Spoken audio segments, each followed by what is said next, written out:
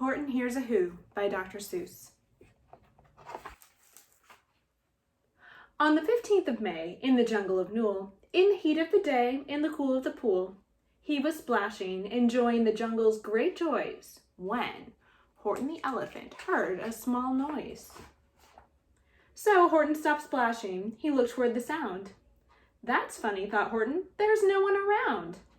Then he heard it again, just a very faint yelp, as if some tiny person were calling for help. "I'll help you," said Horton, "but who are you? Where?"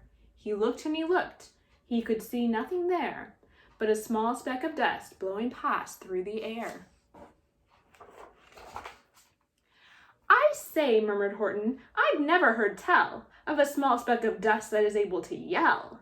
So, you know what I think? Why, I think that there must be someone on top of that small speck of dust. Some sort of creature of very small size, too small to be seen by an elephant's eyes. Some poor little person who's shaking with fear that he'll blow in the pool. He has no way to steer. I'll just have to save him because, after all, a person's a person, no matter how small." So, gently and using the greatest of care, the elephant stretched his great trunk through the air, and he lifted the dust speck and carried it over, and placed it down safe on a very soft clover. "Humph!" humped a voice. 'Twas a sour kangaroo. And the young kangaroo in her pouch said, "Humph!" too. "Why, that speck is as small as the head of a pin. A person on that? Why, there never has been." "Believe me," said Horton, "I tell you sincerely. My ears are quite keen, and I heard him quite clearly. I know there's a person down there, and what's more, quite likely there's two, even three, even four. Quite likely a family for all that we know, a family with children just starting to grow. So please," Horton said, "as a favor to me, try not to disturb them. Just please let them be." "I think you're a fool," laughed the sour kangaroo. And the young kangaroo in her pouch said, "Me too." "You're the biggest blamed fool in the jungle of Newell." And the kangaroos plunged in the cool of the pool. "What terrible splashing!" the elephant frowned. "I can't let my very small persons get drowned. I've got to protect them. I'm bigger than they." So he plucked up the clover and hustled away. Through the high jungle treetops, the news quickly spread. "He talks to a dust speck. He's out of his head. Just look at him walk with that speck on that flower." And Horton walked worrying for almost an hour. "Should I put this speck down?" Horton thought with alarm. "If I do, these small persons may come to great harm. I can't put it down, and I won't. After all, a person's a person, no matter how small." Then Horton stopped walking. The speck voice was talking. The voice was so faint he could just barely hear it. "Speak up, please," said Horton. He put his ear near it. "My friend," came a voice, "you're a very fine friend. You've helped all us folks on this dust speck no end. You've saved all our houses, our ceilings and floors. You've saved all our churches and grocery stores." "You mean," Horton gasped, "you have buildings there too?" "Oh yes," piped the voice, "we most certainly do." "I know," called the voice, "I'm too small to be seen, but I am mayor of a town that is friendly and clean. Our buildings to you would seem terribly small, but to us who aren't big, they are wonderfully tall. My town is called Whoville, for I am a Who, and we Whos are all thankful and grateful to you." And Horton called back to the mayor of the town, "You're safe now, don't worry, I won't let you down." But just as he spoke to the mayor of the speck, 3 big jungle monkeys climbed up Horton's neck.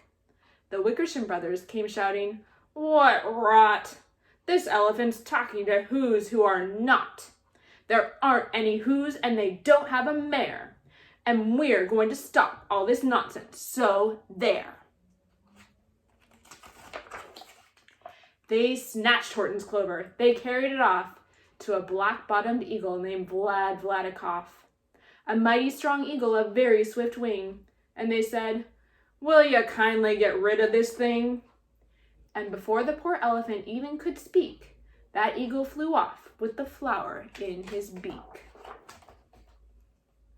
All that late afternoon and far into the night, that black-bottomed bird flapped his wings in fast flight, while Horton chased after with groans over stones that tattered his toenails and battered his bones, and begged, "Please don't harm all my little folks who have as much right to live as us bigger folks do." But far, far beyond him, that eagle kept flapping, and over his shoulder called back, "Quit your yappin'. I'll fly through the night. I'm a bird, I don't mind it, and I'll hide this tomorrow where you'll never find it."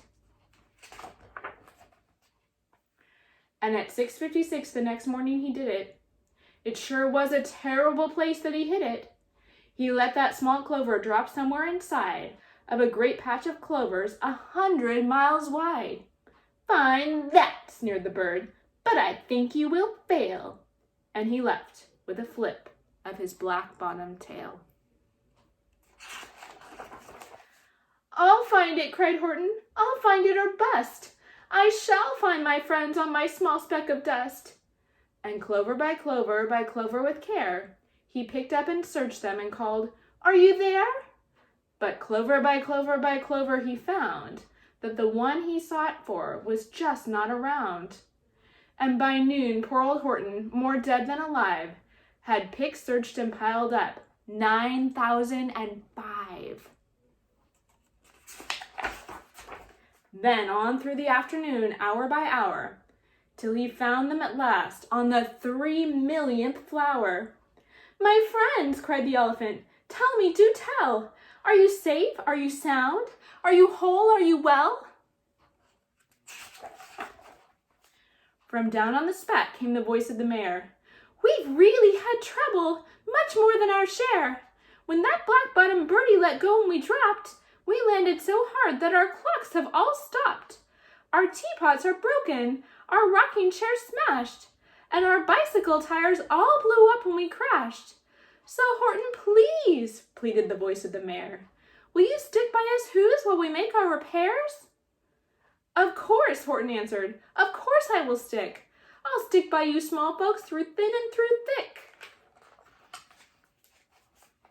"Humph," humphed a voice. "For almost 2 days you've run wild and insisted on chatting with persons who've never existed. Such carryings on in our peaceable jungle. We've had quite enough of your bellowing bungle. And I'm here to state," snapped the big kangaroo, "that your silly nonsensical game is all through." And the young kangaroo in her pouch said, "Me too." With the help of the Wickersham brothers and dozens of Wickersham uncles and Wickersham cousins and Wickersham in-laws whose help I've engaged, you're going to be roped and you're going to be caged. And as for your dust speck, that we shall boil in a hot steaming kettle of bezelnut oil." "Boil it?" gasped Horton. "Oh, that you can't do. It's all full of persons. They'll prove it to you." Mr. Mayor," Horton called. "Mr. Mayor, you've got to prove now that you really are there. So call a big meeting, get everyone out. Make every who holler, make every who shout. Make every who scream. If you don't, every who is going to end up in a bezelnut stew." And down on the dust speck, the scared little mayor quick called a big meeting in the Whoville town square.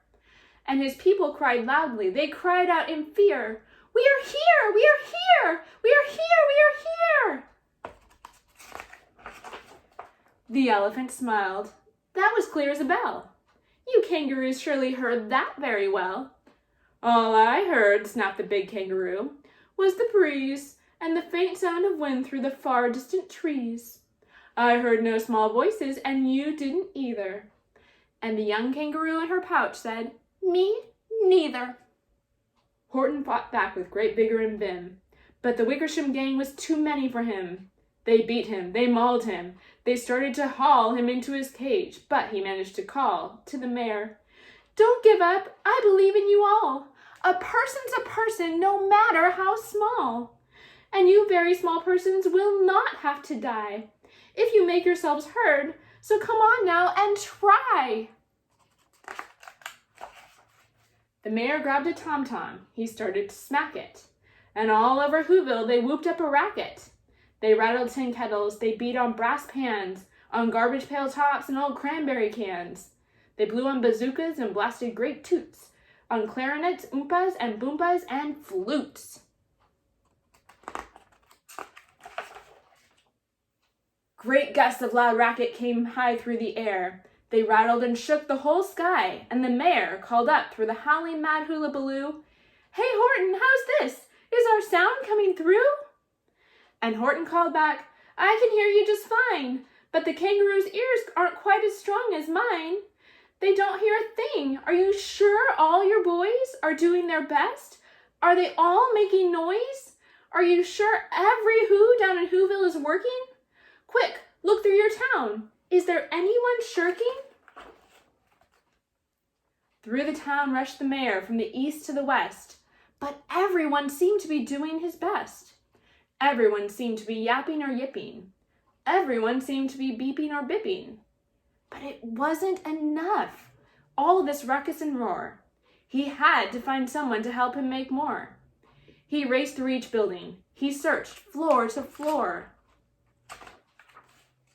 And just as he felt he was getting nowhere and almost about to give up in despair, he suddenly burst through a door, and that mayor discovered one shirker quite hidden away in the Fairfax Apartments, apartment 12J. A very small shirker named Jojo was standing, just standing, and bouncing a yo-yo, not making a sound, not a yip, not a chirp. And the mayor rushed inside, and he grabbed that young twerp. And he climbed with the lad up the Eiffelberg Tower. "This," cried the mayor, "is your town's darkest hour. The time for all who have blood that is red to come to the aid of their country," he said. "We've got to make noises in greater amounts, so open your mouth, lad, for every voice counts."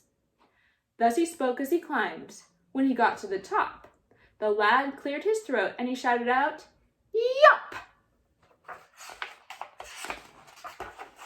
And that yop, that one extra yop put it over. Finally, at last, from that speck on that clover, their voices were heard. They rang out clear and clean. And the elephant smiled. "Do you see what I mean? They prove they are persons, no matter how small. And their whole world was saved by the smallest of all." "How true, yes, how true," said the big kangaroo. "And from now on, you know what I'm planning to do? From now on, I'm going to protect them with you." And the young kangaroo in her pouch said, "Me too. From sun in the summer, from rain when it's fallish, I'm going to protect them, no matter how smallish." The end.